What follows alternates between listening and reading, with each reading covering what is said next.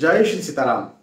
श्रावण सोमवार का अपना एक अलग महत्व है। आप सभी भी इस बात को जानते हैं और आप सब मुझे विश्वास है कि श्रावण सोमवार का लाभ उठाते होंगे, भोले बाबा के मंदिर जाते होंगे। बहुत अच्छी बात है, जाना भी चाहिए। लेकिन एक बात ये भी समझिए आप कि पहले का जो जमाना हुआ करता था, जब अंग्रेज नहीं आए थे, भाई संडे, मंडे, ट्यूसडे, सोमवार, मंगलवार, बुधवार, ये किसने बनाया है? ये अंग्रेजों ने बनाया है। जब अंग्रेज नहीं थे उसके पहले हमारे यहाँ क्या चलता था? तो उसके पहले तो हमारे यहाँ तिथियां चलती थी। हाँ, पड़वा या एकम बोलते हैं, दूज, तृतीया, चतुर्थी, पंचमी, षष्ठी, एकादश, द्वादश, मतलब इस प्रकार से तिथियां चलती थी। अमावस्या, पूर्णिमा, है ना, इस प्रकार से तिथियां थी। 15-15 दिन के में इसे बांटा गया था। बाद में अंग्रेज आए और फिर उन्होंने सोमवार, मंगलवार, बुधवार और इस प्रकार से इसे बांट दिया। उसके बाद में एस्ट्रोलॉजिकल कुछ रिसर्च हुए, शोध हुए और उन शोधों में, उन रिसर्च में पाया गया कि भाई सोमवार जो है भोले बाबा की आराधना करेंगे तो लोगों को फायदा मिलता है, मंगलवार हनुमान जी की आराधना करेंगे तो फायदा मिलता है, शनिवार शनि महाराज की आराधना करेंगे तो फायदा मिलता है। तो रिसर्च हुए, शोध हुए और उनमें जब उपाय दिए जाने लगे तो लोगों को फायदा होने लगा। और चूंकि अंग्रेज गए तो कई सारे वर्ष हो गए हैं, तो इतने वर्षों में ये बात भी सिद्ध हो गई कि हाँ, इन दिनों में भी ये उपाय किए जा सकते हैं। तो जैसे श्रावण सोमवार कहा जाता है, तो श्रावण सोमवार तो अपने आप में भोले बाबा का दिन माना जाता है, शोध या रिसर्च ये बताता है। लेकिन श्रावण अपने आप में भोले बाबा का महीना माना जाता है, तो उसमें श्रावण में भोले बाबा का उपाय करते हैं। लेकिन लेकिन लेकिन मान के चले आज से 200, 300, 400, 500 साल पहले आप आए होते तो क्या करते? श्रावण सोमवार करते। श्रावण मास तो तब भी होता है ना, लेकिन क्या श्रावण सोमवार आप कर पाते? बिल्कुल नहीं कर पाते। तो क्या करते? आप तिथियों के आधार पर करते। तो जी हाँ, आज मैं उसी आधार पर बात करने वाला हूं। मैं आपको तिथियां बताने वाला हूं कि कौन सी तिथि इतनी ज्यादा महत्वपूर्ण हो सकती है, कौन सी तिथि इतनी ज्यादा इंपॉर्टेंट, इतने ज्यादा फल देने वाली हो सकती है कि यदि आप भोले बाबा की आराधना करते हैं तो आपको बहुत ज्यादा उसके फल देखने को मिले। कौन सी तिथि होगी?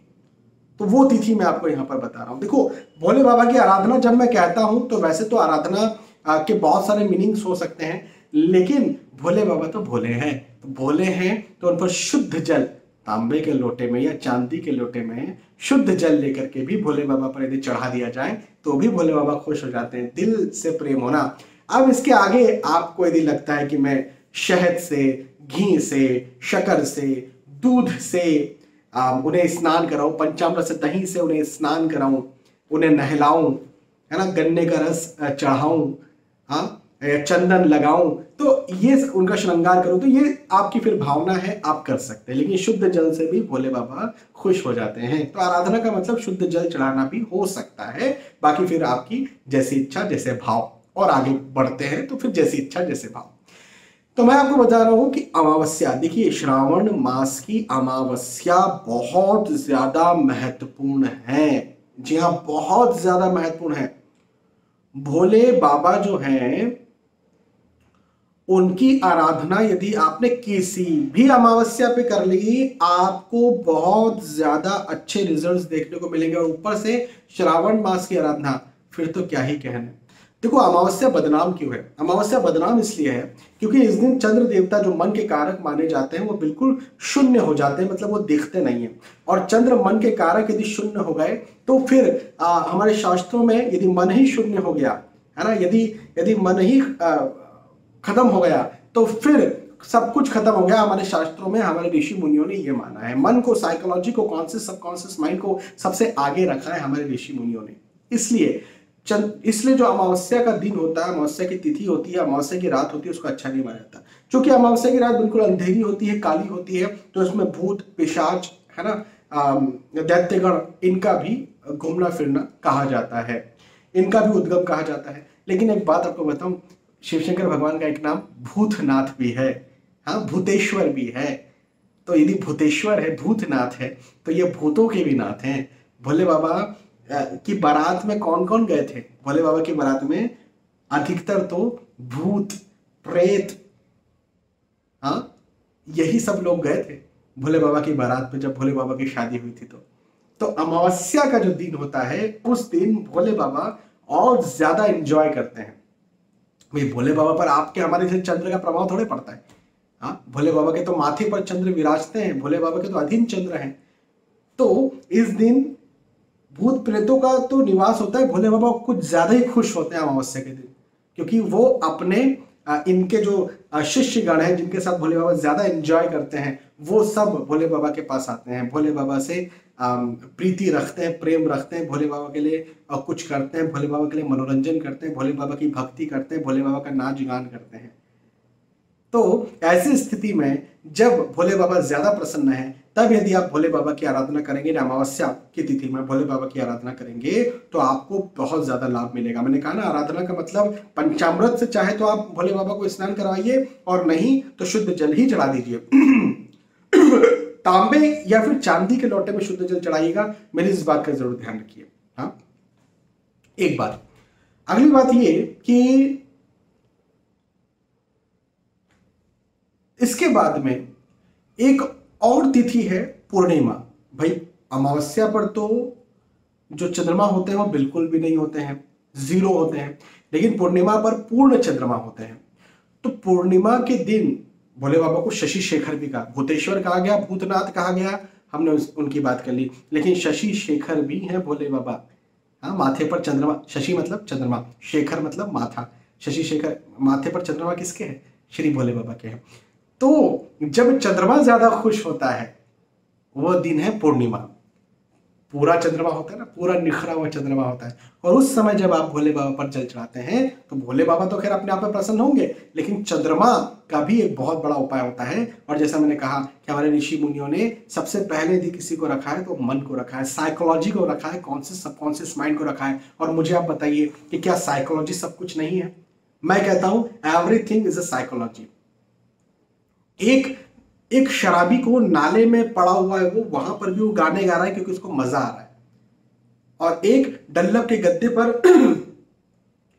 बड़ा फेमस व्यक्ति, बड़ा करोड़पति व्यक्ति जो है वो लेटा हुआ है, बड़े टेंशन में, और सोच रहा है फांसी लगा, और कई बार तो लगा भी लेता है। हाँ, तो मैं ये नहीं कह रहा कि शराब पीना अच्छी बात है, लेकिन मैं ये कह रहा हूं कि किस समय किसकी साइकोलॉजी कैसी रहती है। शराब नाले में पड़ा हुआ है, क्या वो अच्छी स्थिति है? नहीं, पर वो खुश है।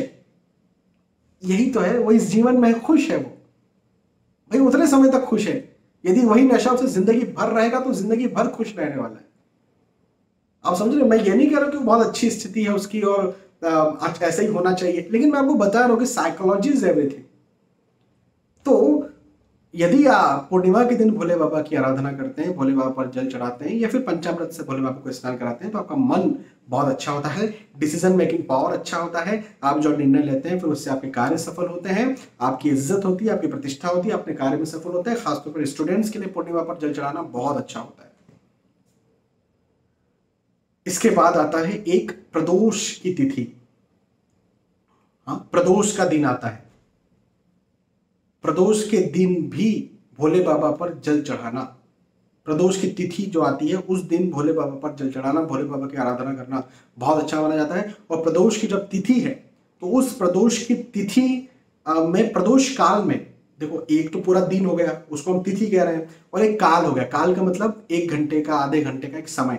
वो कौन सा समय होता है? खास तौर पर सूर्यास्त का वक्त, 5:30 बजे, 6 बजे, 6:30 बजे, इस बीच में, इस दौरान प्रदोष तिथि के दिन यदि भोले बाबा की आराधना करते हैं, भोले बाबा पर जल चढ़ाते हैं, तो बहुत ज्यादा अच्छे फल मिलते हैं। और भोले बाबा, पता है, भोले बाबा ऐसा नहीं है कि आप भोले बाबा की आराधना करो तो केवल एक ही चीज भोले बाबा दे देते हैं। भोले बाबा सर्व समर्थ है। भगवान श्री राम भी भोले बाबा की आराधना करते हैं। हाँ, भगवान श्री राम ने भी जगह जगह जहां वो गए, भोले बाबा के मतलब शिवलिंग जो है वो स्थापित किए हैं। भगवान श्री राम ने, परब्रह्म परमात्मा ने, परब्रह्म ने। तो भोले बाबा हर कुछ देने वाले, इस कल्प का अंत करने वाले हैं भोले बाबा। तो एक चीज नहीं देंगे, ऐसा नहीं कि आप बस एक चीज उनके पास है वही दे सकते हैं।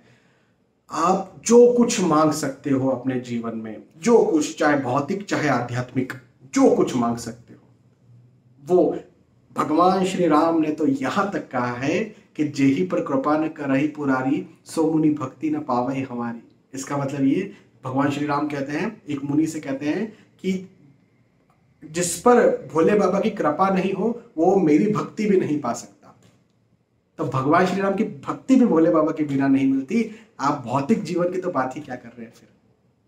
हाँ, तो भोले बाबा की आराधना हर सुख, हर संपत्ति, हर वैभव और आध्यात्मिक चाहे भौतिक जीवन का जो भी आप चाहते हैं, जो आपकी इच्छा है, वो दिलवा सकती है।